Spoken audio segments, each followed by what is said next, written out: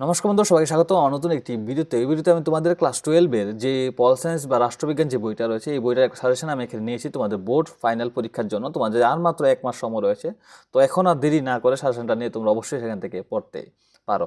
যদি সাজেশনটা তোমরা নিতে চাও তাহলে নিচে দেওয়া নাম্বারে যেটা রয়েছে, দেখো নিচের ভিডিওর নিচে নাম্বার রয়েছে, তোমরা সেই নাম্বারে তোমরা মেসেজ করে, হোয়াটসঅ্যাপে মেসেজ করে তোমরা অবশ্যই সেখান থেকে নিতে পারবে। মনে রাখবে, কল করবে না, সেই নাম্বারে কল লাগবে কিন্তু ধরা হবে না কারোরই। তো তোমরা অবশ্যই সেখানে হোয়াটসঅ্যাপে মেসেজ করবে, তোমরা লিপে সেখান থেকে পাবে। তো তোমরা অবশ্যই সেখানে যাবে, তোমরা যে পল সায়েন্স যে সাজেশনটা রয়েছে সেখান থেকে তোমরা অবশ্যই কিনে নিবে। ঠিক আছে, তো দেখো এখন তোমাদের থাকছে, আমি তোমাদেরকে দেখাচ্ছি। তো ঠান্ডা যুদ্ধের সময়কাল থেকে তোমার থাকছে একের মান একটা, দুইটা আর একটা পাঁচের মান থাকবে, মোট 7 নাম্বার। তো ঠান্ডা যুদ্ধ কাকে বলে এখান থেকে দেখবে, নেটওয়ার্ক পুরো নাম, ওয়ারশো চুক্তি, ওয়ারশো চুক্তির মূল উদ্দেশ্য, ঠিক আছে।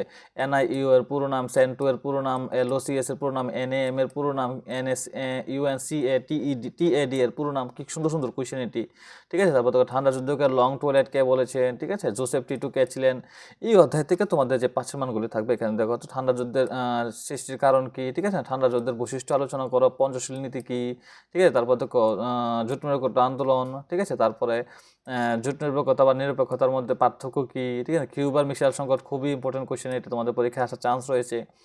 ঠান্ডা যুদ্ধের সূচনা ও সমাপ্তি আলোচনা করো, ঠিক আছে। তারপর দেখো জোট নিরপেক্ষ আন্দোলনের সংক্ষিপ্ত বিবরণ দাও, আগে এটা শিখলে হবে। তো এই যে তোমাদের থাকছে এই যে কোয়েশ্চেনগুলি, তোমরা অবশ্যই সেখান থেকে আমাকে নিচে দেওয়া নাম্বারে তোমরা মেসেজ করে, হোয়াটসঅ্যাপে মেসেজ করে তোমরা অবশ্যই সাজেশনটা বাই করতে পারো সামান্য কিছু টাকার বিনিময়ে। কিন্তু মনে রাখবে, পরীক্ষা কিন্তু আর বেশি কম সময় নেই। তোমরা পাস করে তোমরা এখনই তোমরা উঠে যাবে, আর কয়েকদিন পরে তোমরা উঠে যাবে কলেজে। তো এখন আর গাফিলতি না করে তোমার সাজেশনটা অবশ্যই নিয়ে তোমরা এখান থেকে পড়তে পারো। মনে রাখবে, এখান থেকে অনেকগুলি কোয়েশ্চেন তোমাদের পরীক্ষায় আসার চান্স রয়েছে। সামনের বারও তোমাদের যে আফিলি পরীক্ষা, তারা অনেক মানুষ এখান থেকে নিয়েছে, তাদেরও পরীক্ষা এসেছিল অনেকগুলি কোয়েশ্চেন, আমি প্রশ্ন দেখেছি নিজেও।